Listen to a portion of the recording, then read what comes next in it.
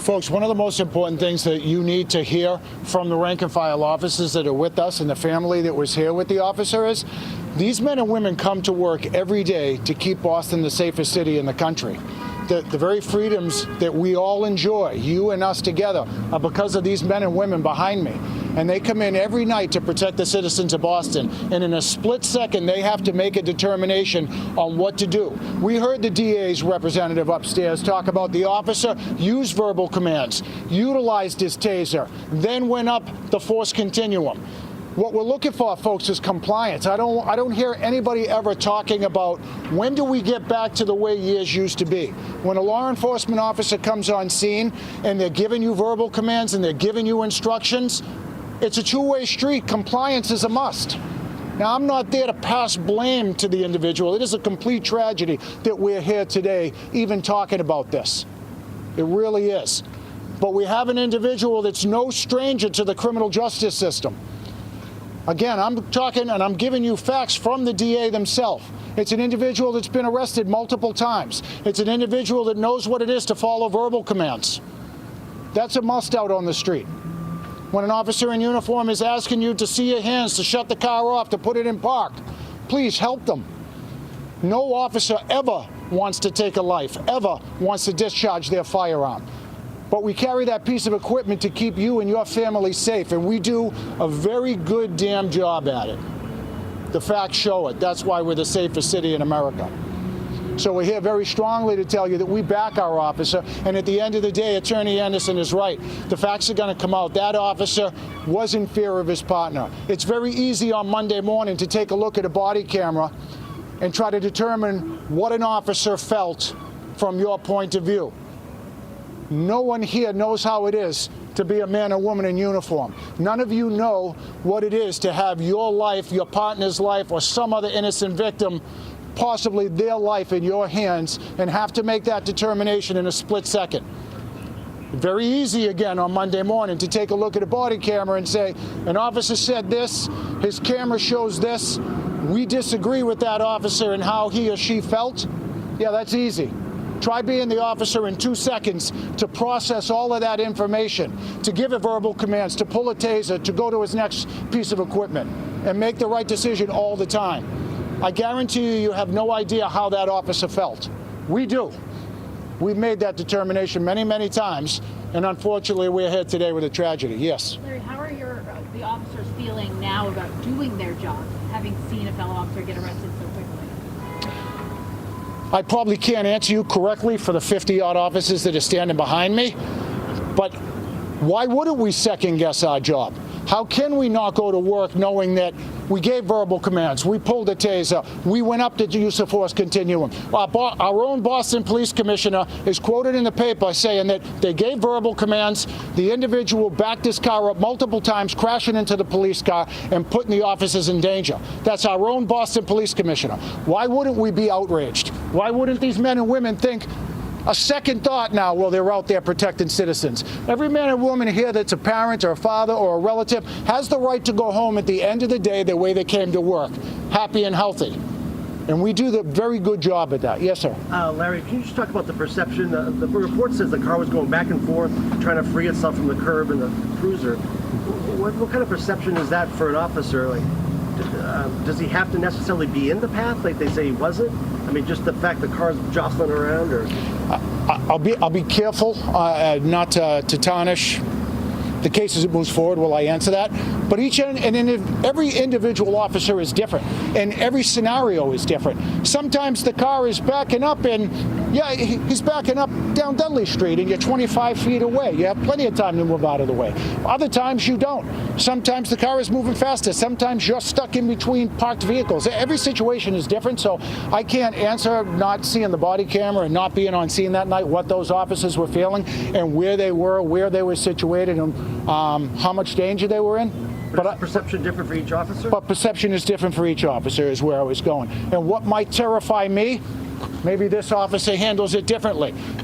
That's where I went in on the Monday morning quarterbacking. It's very easy, folks, to take a look at a body camera and try to determine that, you know what, I think that guy was standing far enough away from the car that maybe he shouldn't have thought his life was in fear.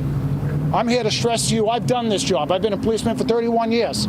My perception and my life being in fear is much different than the district attorney who's sitting behind a desk Monday morning watching a video. Now, So, are you claiming this is a political maneuver by Kevin Hayden? I'm not going to take any shots at the district attorney. I'm not going to pretend that this is political in any way. I had a brief moment with the DA in the hallway. I expressed what I'm expressing to you here.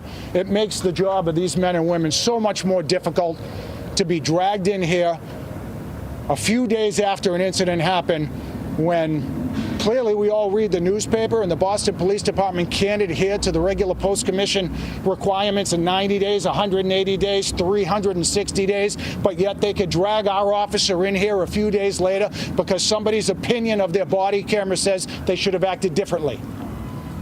Normally, you don't hear me talk like this. Many of you I've had interviews with before. Is this an outrage? Absolutely it is. Should our men and women feel outraged and discouraged from doing their job like they do? Yeah, unfortunately, that's how we're feeling. So do you think maybe they should I'll grab everybody, don't Councilor worry. Anderson in court was trying to talk about this guy. He was out on 4 different open cases. Some involved guns. That was kind of dismissed by the judge. But does that play into it too, the perception? I don't know that the officers knew that about the individual.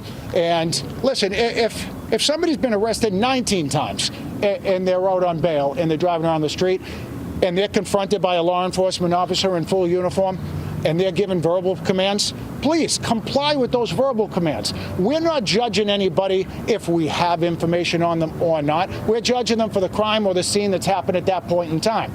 And if the officer's telling you to shut off the car, please shut off the car. If they're telling you to show them your hands, show them your hands.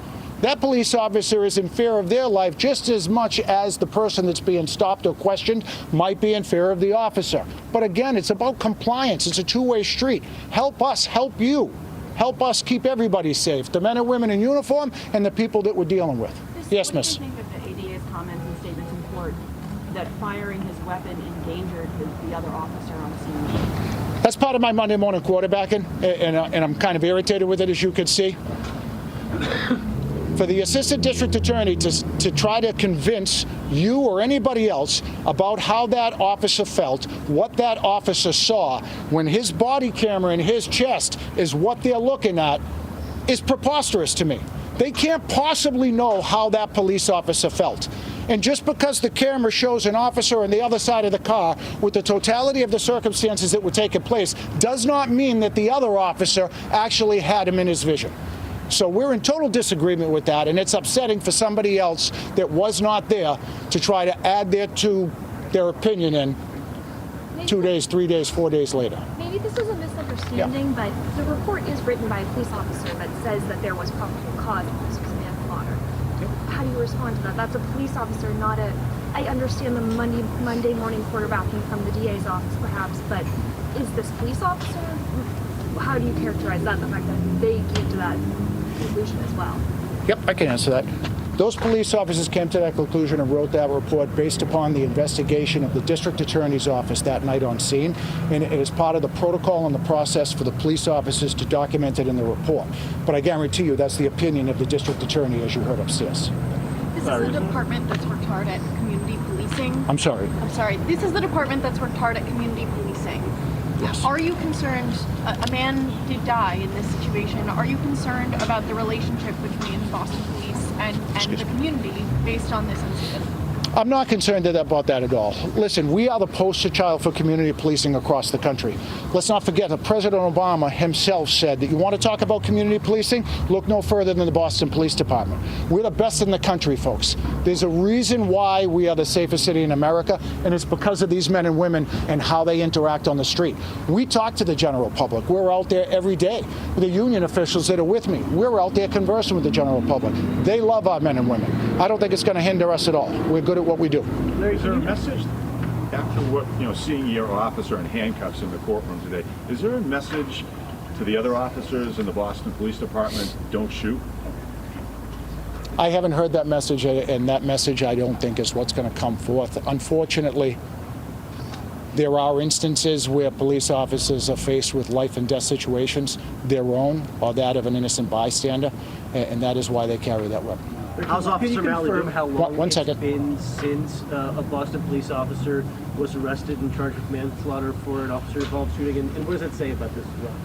Excuse me, my apologies. I don't know the exact date, but approximately 30 years is the last memory that I have that a police officer's been arrested and charged with such a crime. Larry, how is Officer O'Malley doing? Were you able to talk to him or his family? His family was here today with us. They were in the courthouse. They've since left. That's a difficult question for me to answer. I can't pretend to know how Officer O'Malley feels. Looking at him, I'm sure he's depleted, and I'm sure he's second-guessing the entire incident that happened. But he's a strong individual. He has an impeccable young career that he's involved in. It's an unblemished career, and he acted courageously for what he testified to, as you heard. He did not know where his partner was. He was in fear of his partner's life. He gave multiple verbal commands.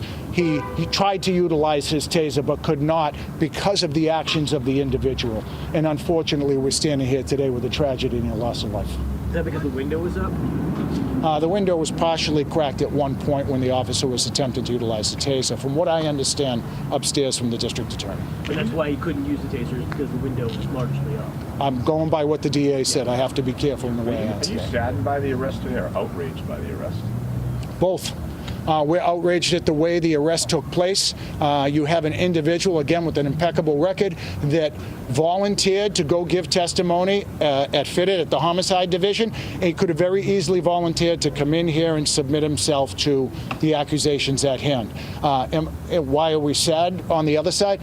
We're sad because the assistant district attorney and whomever else is involved in this investigation is jumping to conclusions, is scapegoating and utilizing this officer for whatever reason. I'm not calling it political, but to watch the department for 3 decades take their time and do thorough, lengthy investigations, and then in this case, all of a sudden, you have a couple of city councilors that want to look at the body camera and they arrest the police officer. I remember the days of Police Commissioner Bill Evans would invite city councilors upstairs, sit down and view the body camera. Total transparency. Let me say that. The union is not about not being transparent. We're about transparency, but we're about fundamental fairness. Our police officer deserves the same consideration and the same rights that any other citizen would expect and deserves. Plain and simple. Can you speak about just the danger of shooting at a moving vehicle? Like how that could factor into how we analyze it? Unfortunately, I don't think that I can talk about that given this case because that's going to come up in the trial in this very instance. One I last apologize. question, guys. One last question. Yep. Anybody else? We're good? Larry, Officer O'Malley left with his family already? I'm sorry? Did he leave with his family already? Yes. Yeah. Okay. Thanks, everybody. We appreciate the time. Yep.